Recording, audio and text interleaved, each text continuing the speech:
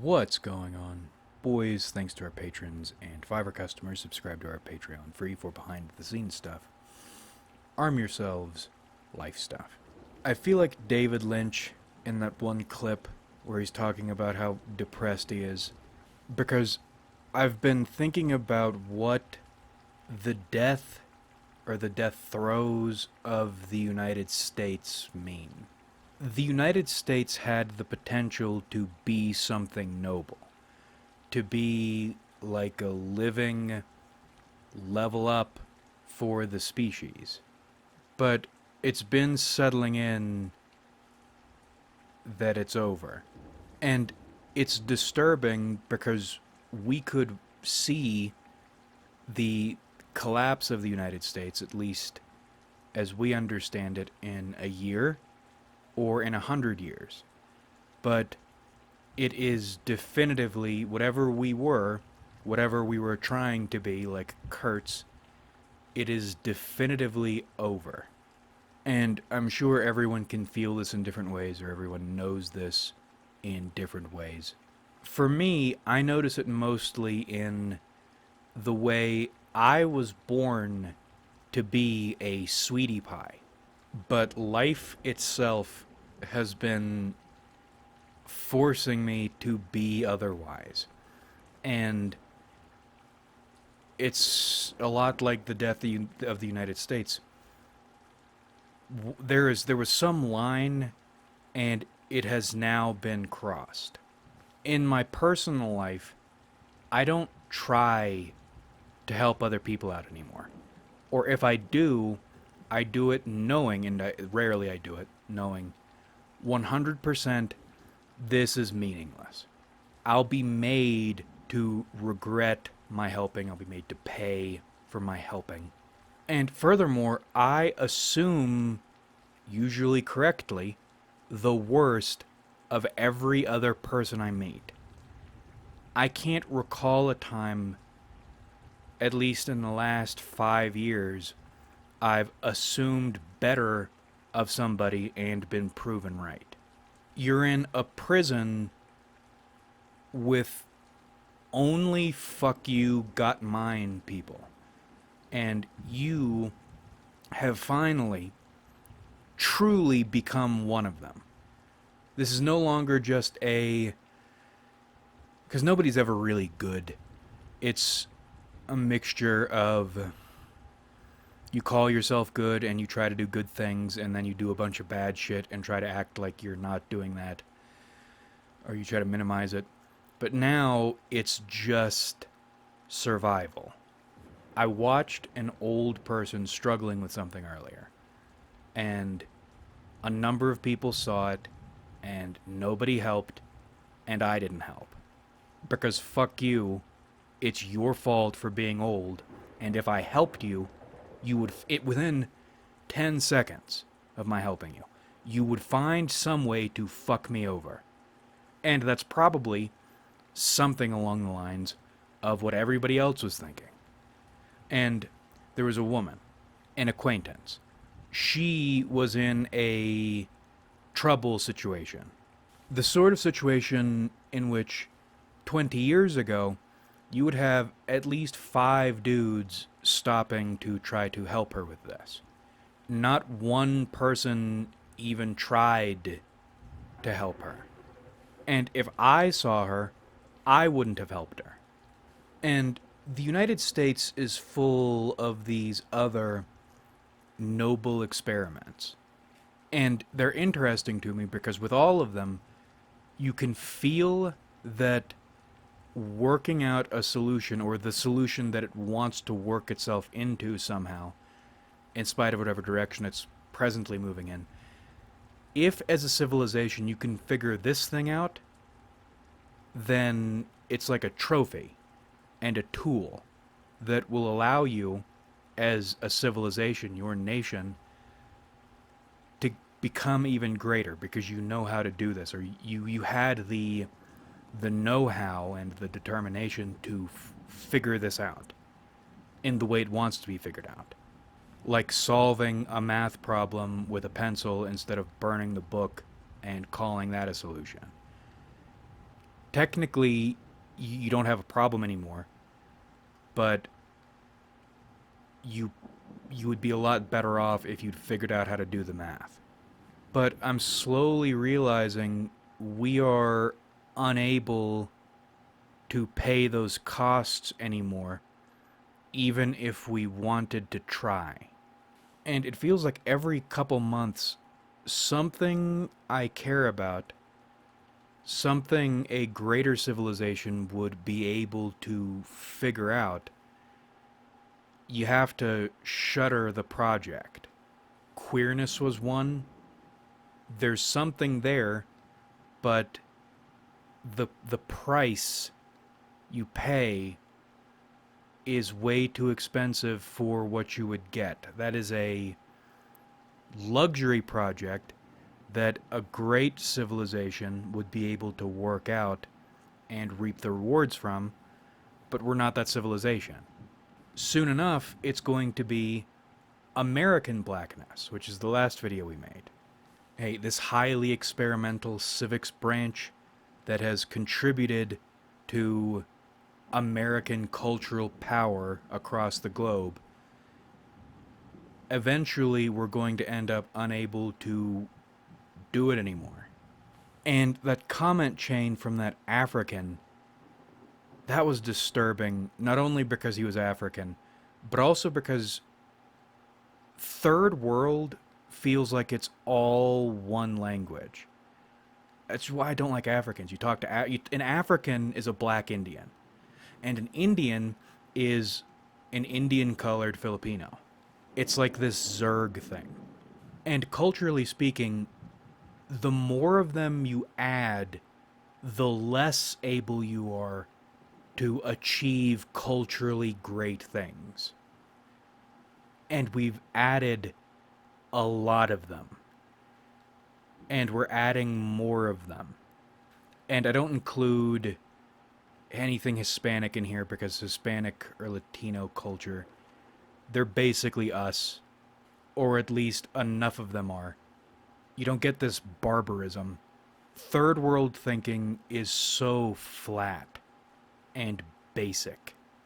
And do you think the third world legions are going to support or understand what's going on or what potential benefits might be reaped from figuring out queerness, from figuring out blackness, from figuring out any of the interesting political shit the United States has been stewing with more recently? No, they are going to tear it down and turn it all into whatever it is they came from, i.e., talking X to look civilized, to feel like you are better than the mass that spawned you where you came from, while doing savagery. And what I've been thinking about today is the worse the situation gets, the more you naturally gravitate toward chuddery. I don't like that I'm having to shutter all these noble and productive, potentially, projects. I don't like it, but that is the only way I see surviving. We become less and less able to afford supporting anything outside us. And by us, I mean people who generally look, think, and act like me. And only me. And that's what I was thinking about earlier was, what will it look like, or what will we be, or what will I be theorizing about once every single project has been shuttered? With some of them, we're still keeping the lights on out of... It's not hope. It's more like going down with the ship because you don't want to go down with it, but you're gonna have to go. You're gonna have to leave eventually.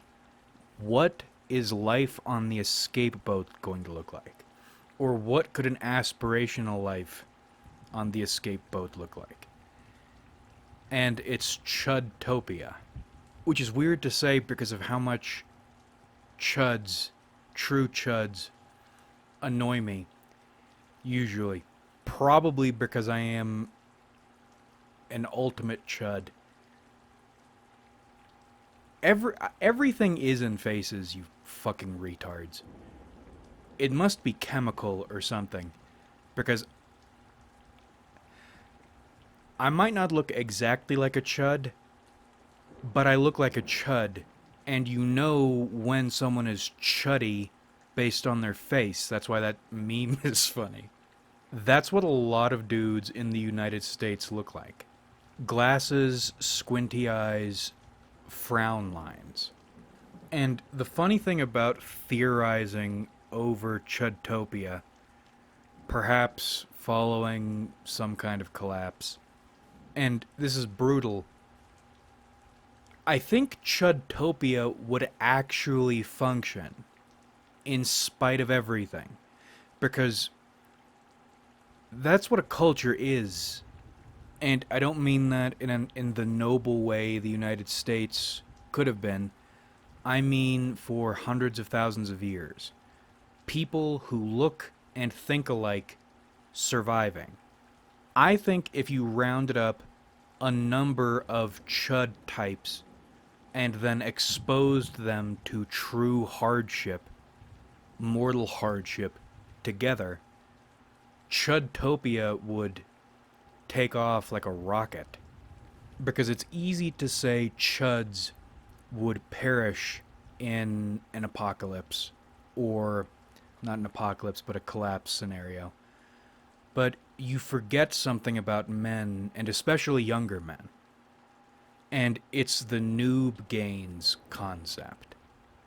We've talked about this before, but for people who don't know, especially young men, if you fuck around in the gym, lifting weights, I mean, but cardio too, that's more when you're young ass young.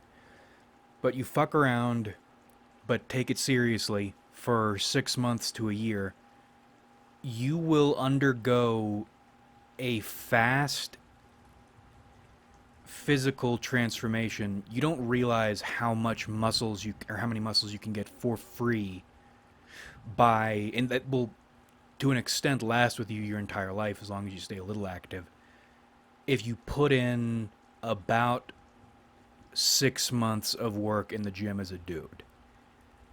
It's free gains. But I think men operate that way generally. I think men, if you give them purpose, that purpose being to survive, and it's real, the ones who don't immediately roll over and die rise to the challenge and will do it pretty quickly. Especially if that strife enforces harmony, and that harmony is made easier by zero identity questions. And I think a lot of the loser depressiveness and the young dude lame, I would use a different word, but we're on YouTube, identitarianism, especially on the right, which is funny, you're all Tumblr people. I think that's like the cultural equivalent of love handles.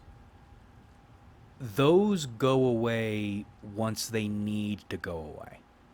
You learn how to handle a weapon and perform this technical role in your new society and those two things are what you need to do to keep yourself alive and to start building your future. And then you focus on literally the 14 words. And I think a lot of chud type dudes would do that and would thrive in that environment. Because now you are doing something, or you're living a life that means something. Viscerally so. Your function is important. Your ability to perform is important. And even though you are operating within hopefully some degree of structure, this is the Wild West. The stakes are ultimate. And it seems like men perform well and like situations like that. And a lot of the floobity doobity shit we think we care about goes away pretty quick when you are allowed to be in that situation. I think a lot of dudes would drop a lot of the lame shit we partake in if we had the opportunity or the need to carry guns and tools and solve problems for a community. And I'm not suggesting it would be the smoothest thing or that every person in Chudtopia, every man in Chudtopia, would be a Giga Chud.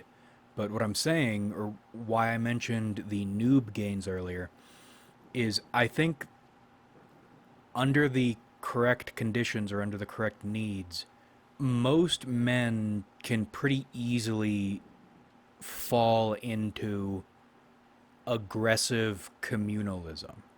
For bodybuilding analogs, not every dude is going to be Jay Cutler, but almost every dude has it in him to become more physically able than he probably realizes. And on the lifetime scale, do it fast. Become physically able fast. Because that's what men are engineered to do. That's when we're in our element. And maybe it wouldn't be, or probably it wouldn't be, one singular grand Chudtopia. It would be lots of smaller Chud Seaches at first, and then eventually the Chuds would unite into the grand Chudtopia.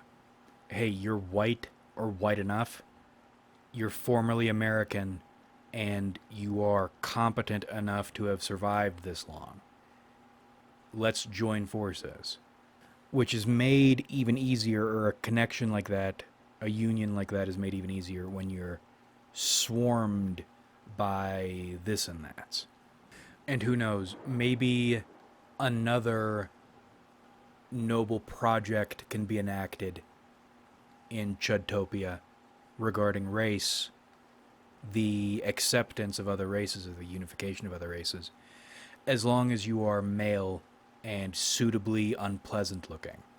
You're now securing the future for unhappy looking children. My point in all this is it feels like as the United States situation gets worse, the only option is to pull in and tighten up and brace like you're about to get punched. Pull your perimeter in, your identity perimeter in, as tight as possible and brace, and then work back up from there. But that's something people can do, or at least chuds, because we are a lot of youngish men, and men thrive or can quickly become able to thrive in these sorts of conditions. One identity and one philosophy. Survival. There is a path forward even in the worst case scenario.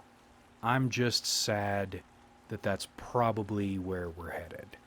The United States was a species test to get a black belt or something, and we failed.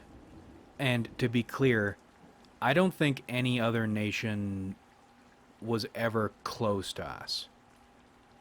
What we accomplished, where we could have gone, where we went, where we've already been. You look at Europe. Europe is supposed to be this culturally, racially enlightened place, but they never got close to us racially. United Statesians are the master race scientists. All Europe ever did was import a bunch of fucking people and then hope for the best. Nothing happened there. All they did was get replaced. The United States has always been more sophisticated on that level. We it's such a pain. It's such a deep suffering in my heart.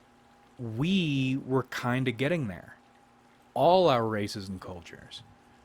We weren't just sitting together and tolerating one another for a while and acting like we were enlightened people. We were fighting each other and hating each other, and through that conflict synthesizing. Caesar ass shit. But we fucked it up. And look at Europe. Look at where they are. They didn't get close to where we did, and they're done. They're overwhelmed. It's over. And the cool thing about North America is, considering we've gone through all we have, it's not like that's going away. Even if the United States collapses, we earned some. It's like building muscles. We earned some of that muscle naturally. So even if it goes away, even if the United States itself collapses or transforms, we still, in our souls, have the bones to get back there. But a place like Europe, and a place like Europe, they don't have that. They never had that. Europe took steroids. Europe shot a bunch of foreign bodies and chemicals up its ass and thought that was being enlightened. No, you have to fight. Oh, and this is another thing about this whole tolerance and acceptance and enlightenment culture and multiculturalism. Have you noticed the way, historically, countries who beat the shit out of each other end up becoming allies later, or maintaining some kind of friendly connection afterward? It seems like the European individual doesn't understand that. They think connection comes from not fighting. That's completely dead wrong. If you want to connect with people, you get there by struggling against them. But this was supposed to be a short video. As a society, we've failed on every front, and we're probably going to have to get very chuddy at some point to survive, and maybe one day rebuild and take another shot at all this. Our kids or grandkids or great-grandkids or something. Fortunately, we will probably be able to do this. Or at least enough of us will be able to. Every race in the United States brings something to the table. And for whites, it is unbridled imperialism when the need arises. So it sucks. I can't believe that we failed. We're the only people, we're the only nation that had the opportunity to take these tests, and we failed all of them. But it's not the end of the world. I believe we'll be fine. Focus on how you're going to get through whatever's coming. Oh, and one last thing before we close out. Maybe sigils are not divining the future or casting spells, but rather they are expressing what you already know is going to happen somewhere deep in your subconscious. Like if you enjoyed, subscribe if you haven't.